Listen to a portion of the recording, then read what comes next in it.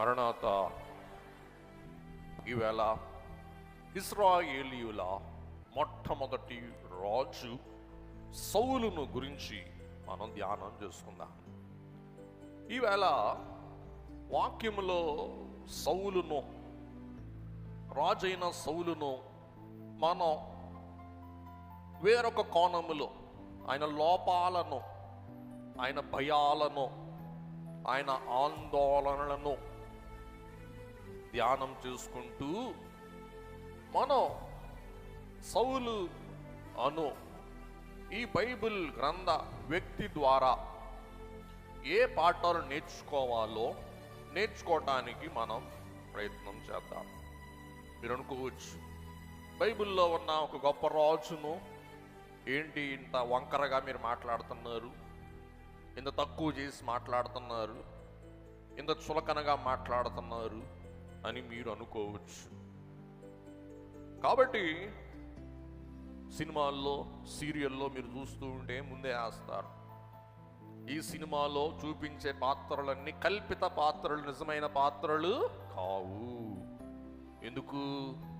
ఒకవేళ మీ ఎవరి గురించి అయినా చెప్పారనుకోండి, ఒక సీన్ చూపించారనుకోండి, ఊరుకుంటారా? నేను బయటికి వెళ్ళే లోపు పోలీస్ స్టేషన్లో కేసు పెడతాం, పోలీసులు రావటం, ఏందయ్యా ఆమె గురించి చెప్పామంట, కేసు పెట్టింది, పోలీస్ స్టేషన్ రాయా అంటారు. కాబట్టి వాక్యములో ఉన్న ఆయా భక్తులను, ఆయా వ్యక్తులను మనం ధ్యానించేది ఎందుకంటే వారి ద్వారా ఈ కడవరి దినాలలో జీవించు మనం ఏమి నేర్చుకోగలం, నేర్చుకొని ఎలాగూ మార్పు చెందగలం, మార్పు చెంది దేవుని రాకకు, రాజ్యమునకు సిద్ధపడవలసిన వారమై ఉన్నాం.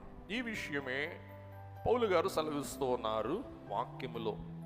రోమాపత్రిక 15వ అధ్యాయం 4వ వచనం చదవండమ్మా. ఏలయనగా ఓర్పు వలనను, చూసారా, ఓర్పు వలన, లేఖనముల వలని ఆదరణ వలనను, లేఖనముల ద్వారా కలిగే ఆదరణ వలన మనకు నిరీక్షణ కలుగుటకై, మనకు ఏం కలగాల? నిరీక్షణ కలుగుటకై పూర్వమందు వ్రాయబడినవన్నీయు, పూర్వ వ్రాతలన్నీ కూడా మనకు బోధ కలుగు నిమిత్తము, మనకు బోధ కలుగు నిమిత్తం వ్రాయబడి ఉన్నవి. ఇంకొక వర్షన్ మీకు అర్థమయ్యేలా చదువుతాను, తెలుగు బైబిల్, నా తర్జుమా కాదు, బైబిల్ తర్జుమా వినండి. ఎందుకంటే గతములో రాసినవన్నీ మన ఉపదేశం కోసము అయ్యున్నవి. కారణం, ఓర్పు వలన, దేవుని వాక్యములోని ఆదరణ వలన మనలో ఆశాభావం కలుగుట కొరకు. మనలో ఏం కలగాలంటండి? చెప్పండి. ఆశాభావం. నిరీక్షణ అంటే ఆశాభావం. నిరీక్షణ అంటే నేను ఆశించింది అందుకుంటానన్న ఒక మంచి నమ్మకం. దేవుని వాక్యము నిరాశలో ఉన్న వారికి ఏం కలిగిస్తుంది చెప్పండి? ఆశాభావం. అందుచేత దేవుని వాక్యం చదివేవారు నిరాశపరులు కారు, ఆశా జీవులు, నిరీక్షణ గలవారు దేవుని వాక్యములో ధ్యానం చేయువారని చూస్తూ ఉన్నారు. ఈవేళ 1 సమూయేలు గ్రంథం 9వ అధ్యాయం మీ ముందు రెడీగా పెట్టుకోండి. ఇందులో సౌలు యొక్క చంచలత్వం, బిడియం, పెంకితనం మనం చూస్తాం. దేవుని బిడ్డలారా, ఇక్కడ సౌలుని మనం చూస్తే పైకి పుష్టిగా, సంతుష్టిగా, ఆరోగ్యంగా, ఆజానుబాహునిగా, సుందరునిగా, సొగసైన వానిగా, రూపసిగా ఆయన కనబడుతూ ఉన్నాడు. కానీ లోపలంతా అవివేకం, పిరికితనం, పెంకితనం. చూడండి 1 సమూయేలు గ్రంథం 9వ అధ్యాయం 2వ వచనం. అతనికి సౌలు అను ఒక కుమారుడుండెను, అతడు బహు సౌందర్యము గల యవ్వనుడు.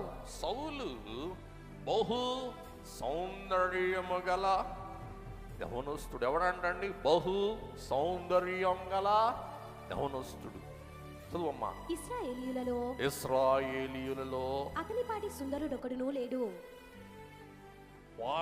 సౌలుకి తీటైన సౌలు వంటి సుందరుడు ఒకడు కూడా లేడు. చదువమ్మా. అతడు భుజములు మొదలుకొని పైకి ఇతరుల కంటే ఎత్తుగలవాడు. అందరికంటే ఎత్తుగలవాడు. చూసారా, సౌందర్య విషయంలో ఇక దీటైన వాళ్ళు, ఎదురైన వాళ్ళు, సాటి అయిన వాళ్ళు, పాటి అయిన వాళ్ళు ఎవరు లేరా అంటాడు. కాబట్టి చూపులకు శ్రేష్టంగా, దృష్టికి సౌందర్యంగా, ఆజానుబాహునిగా కనబడుతున్నాడు. కానీ మొదటి సమూయేలు 9:21 లోన లోటారం, పెంకితనం, బిరిగితనం మనం చూస్తాం.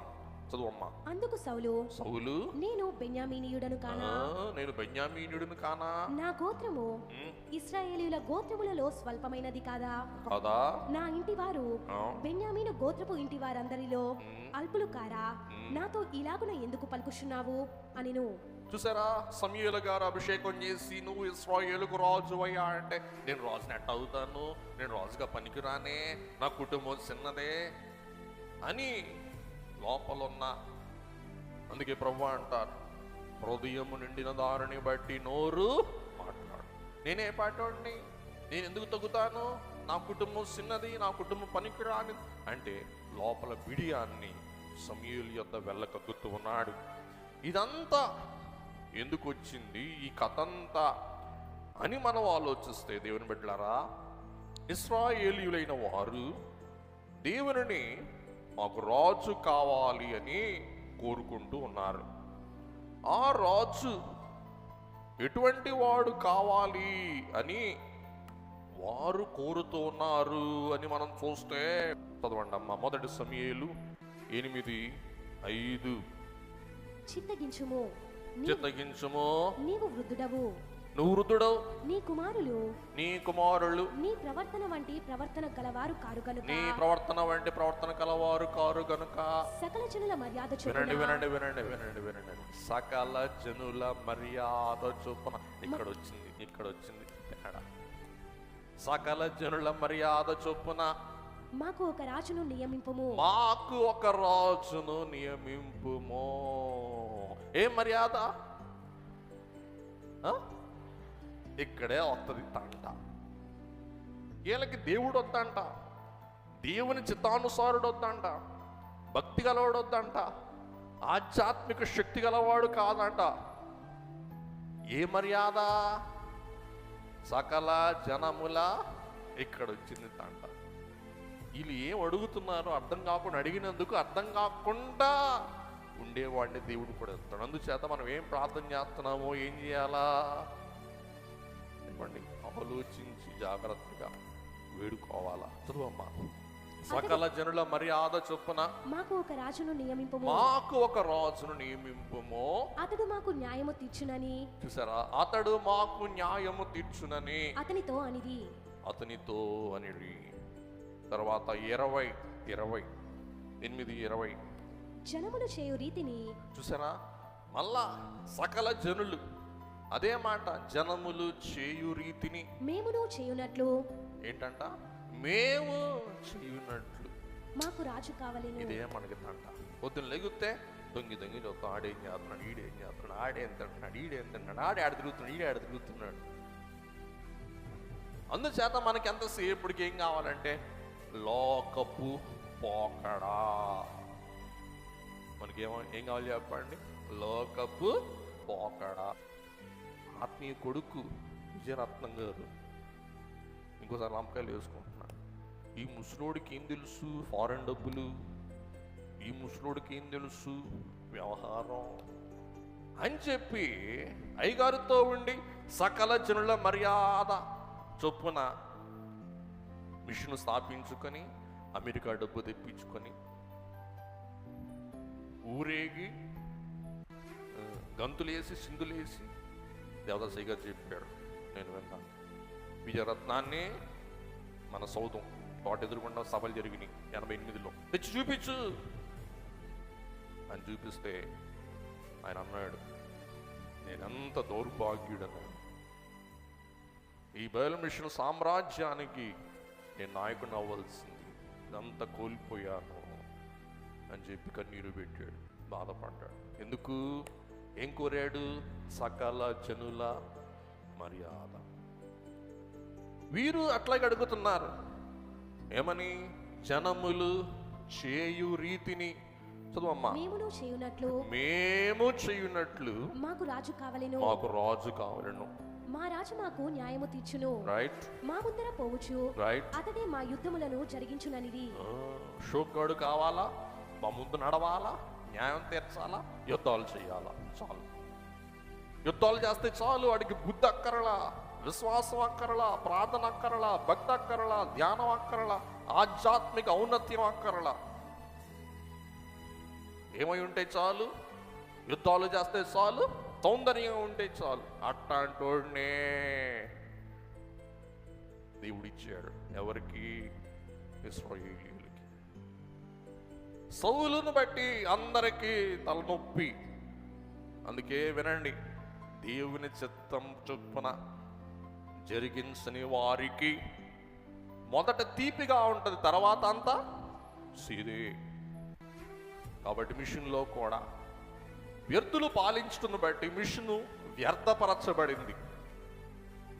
దైవ చిత్తానుసారమైన వారు పాలించడం బట్టి మిషను కానీ, ఇల్లు కానీ, సంస్థ కానీ ఏమవుద్ది?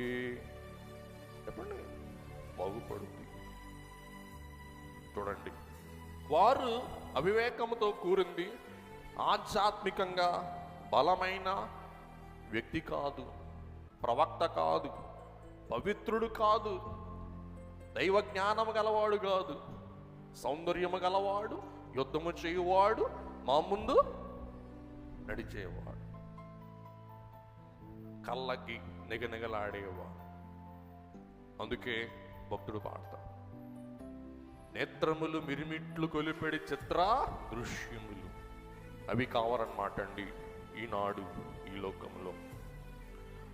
దేవుని బిడ్డలారా, ప్రజలు కోరుకునే రాజు యొక్క బాహ్య సౌందర్యాన్ని దేవుడు చూపిస్తూ అతని ఆత్మీయ జ్ఞానాన్ని, భయాన్ని మరియు బాధ్యత రాహిత్యాన్ని సమూయేలు తన గ్రంథము ద్వారా మనకు నేర్పిస్తాడు, చూపిస్తాడు, హెచ్చరిస్తాడు, సూచిస్తాడు.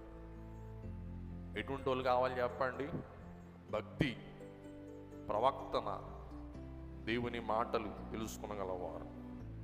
కాబట్టి సౌలు యొక్క నియామకం దైవాకృతమైనదిగా, దైవాధీనమైనదిగా మనకు కనబడుతుంది. కానీ అందులో దేవుడే, వినండి వినండి వినండి, సౌలు జీవితమే మీ అందరికీ తెలుసు, మీ అందరికీ తెలుసు.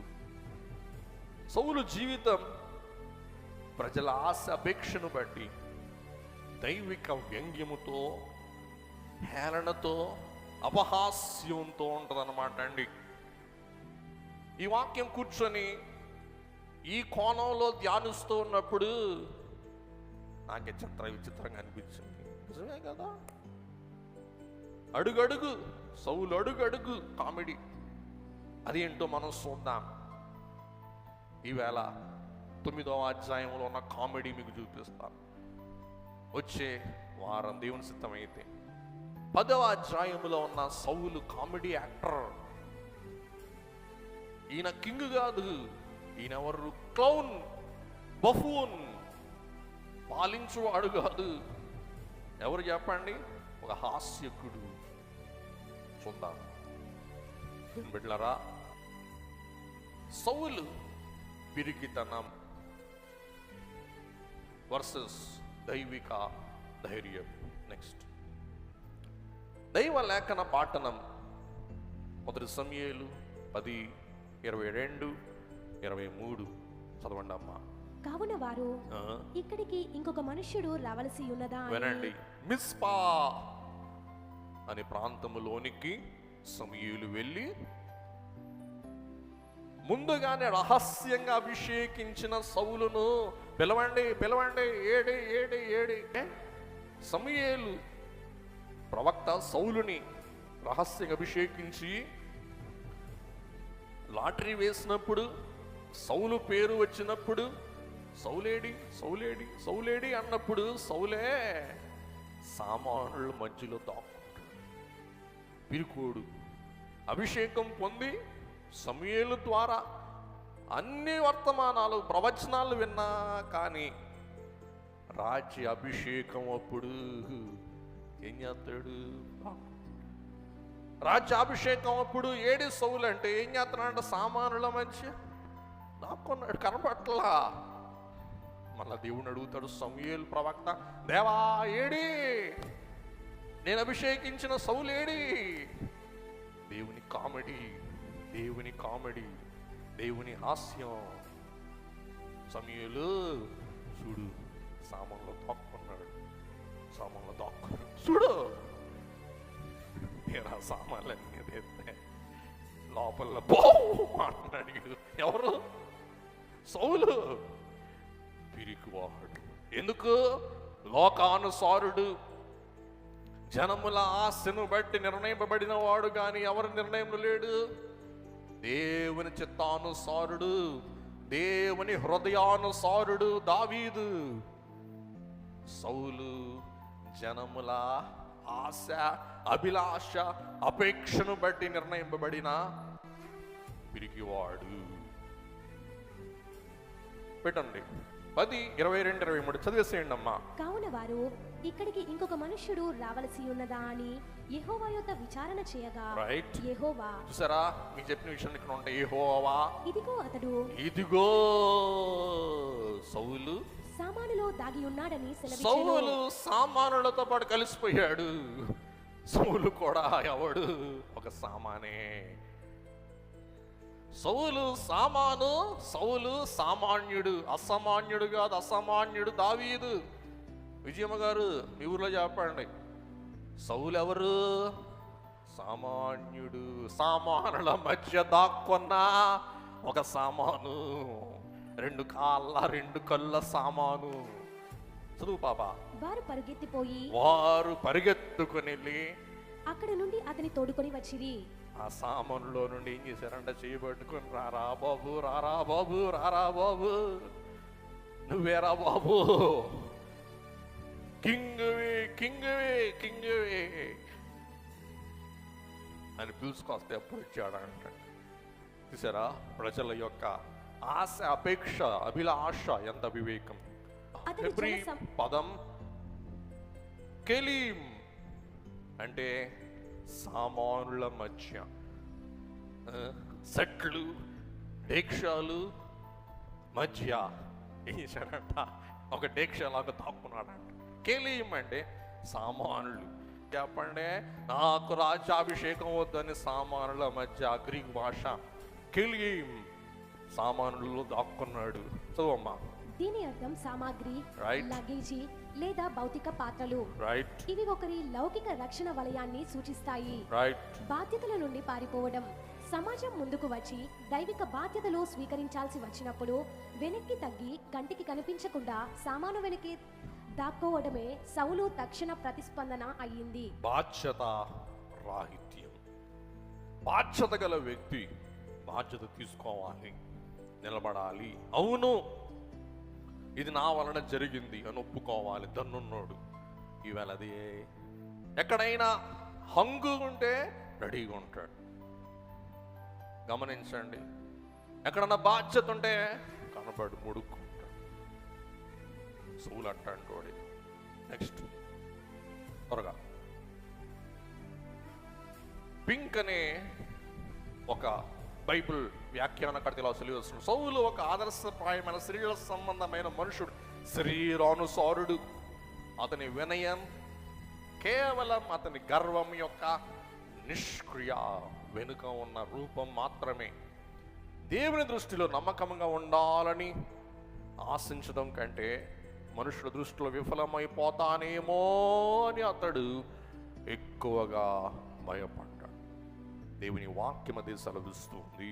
ఒక భక్తుడు దేవునికి భయపడాల కానీ ఎవరికి కాదు, మనుషులకు కాదు. మనుషుల భయమే మనల్ని భ్రష్టులుగా మార్చేది, దేవుని భయమే మనలను ఇష్టులుగా చేసేది. గుర్తుపెట్టుకోండి. నెక్స్ట్ వాక్యం చదువుకుందాం. అమ్మ చదవండి. యోహాన్ 5:44. అద్వితీయ దేవుని వలన వచ్చు మెప్పును కోరక యొక్కని వలన యొక్కడు మెప్పు పొందుచున్న మీరు. యేసయ్య పరిశీలనని శాస్త్రుల్ని కూడా ఇట్లాగే గుర్తించి, గమనించి, ఖండించి, హెచ్చరించి గద్దిస్తారు. ఏమని? అద్వితీయ దేవుని వలన వచ్చు మెప్పును కోరక యొక్కని వలన ఒకడు మెప్పు పొందుచున్న మీరు ఎలాగూ నన్ను నమ్మగలరు. వీళ్ళకి ఎవరి మెప్పొద్దు? దేవుని మెప్పొద్దు. ఎవరి మెప్పు కావాలా? మనుషుల మెప్పు. వినండి, మనం దేవుని బిడ్డలంగా చెప్పండి, నాకు జవాబు చెప్పండి దయచేసి. మనుషుల మెప్పు కావాలా, మనకి దేవుని మెప్పు కావాలా? అబ్బా, మంచిది. నెక్స్ట్ యోహాన్ 12:43. వారు దేవుని మెప్పు కంటే మనుషుల మెప్పును ఎక్కువగా అపేక్షించుడి. ఇట్టివాడు సౌలు. కాదు, జనాలు ఏమనుకుంటారు, అట్ట చేస్తే జనాలు మనస్సులో నేనేమైపోతాను. చూసారా? ఇంకోసారి పెట్టండి సార్ వాక్యం. యోహాన్ 12:43. సౌలు ఈ కోవకు చెందిన వాడు. వీడు దేవుని మెప్పు కంటే మనుషుల మెప్పును ఎక్కువగా అపేక్షించుడి. నెక్స్ట్ గలతీ 1:10. ఇప్పుడు నేను మనుషుల దయను సంపాదించుకొని చూచుచున్నానా? మనుషుల మెప్పు సంపాదించుకొని చూచుచున్నానా? మనుషుల దయను సంపాదించుకొని చూచుచున్నానా? దేవుని దయను సంపాదించుకొని చూచుచున్నానా? దేవుని దయను సంపాదించుకొని చూచుచున్నానా? నేను మనుషులను సంతోషపెట్టగోరుచున్నానా? గమనించండి, నేను మనుషులను సంతోషపెట్టగోరుచున్నానా? నేనెప్పటికీ మనుషులను సంతోషపెట్టువాడనైతే క్రీస్తు దాసుడను కాకయే పోదును. అందరూ చెప్పండి, మన జనకుని పేరేంటి? చెప్పండి అమ్మా, గట్టిగా చెప్పండి, రోషంగా చెప్పండి. ఆయన భూవిదాస, దేవదాస? దేవదాస్. నేను దేవుని దాసుడనే, నేను భూమికి దాసుడు కాదని. ఆయన ఏం చేసినా కానీ ఎవరి మహిమ కొరకు చేశాడు? మనం ఎవరి మహిమ కొరకు చేయాలి? అందుకే గారు అంటారు, క్రైస్తవ సంగమ ఘన కార్యములు చేయు క్రీస్తు ప్రభువుని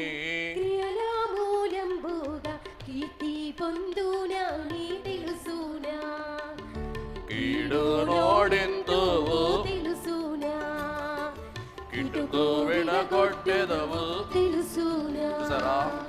అయ్యగారు అంటారు, క్రైస్తవ సంగమా, బయలు మిషన్ సంగమా, ఘనకార్యములు చేయు కాలము వచ్చును తెలుసునా? ఎవరి కోసం? క్రీస్తు ప్రభువు నీ క్రియల మూలంబుగా. అయ్యగారి పాట, అయ్యగారి ఆశ, అభిలాష, అపేక్ష ఇది ఏంటి చెప్పండి? బయలు మిషన్ సంగమ ద్వారా ఎవరికి కీర్తి కలగాల? క్రీస్తు ప్రభువుకి కీర్తి కలగాల. క్రీస్తు ప్రభువు, ఓ క్రైస్తవ సంగమా, నీ ద్వారా ఏం పొందాలా? కీర్తి పొందాలా.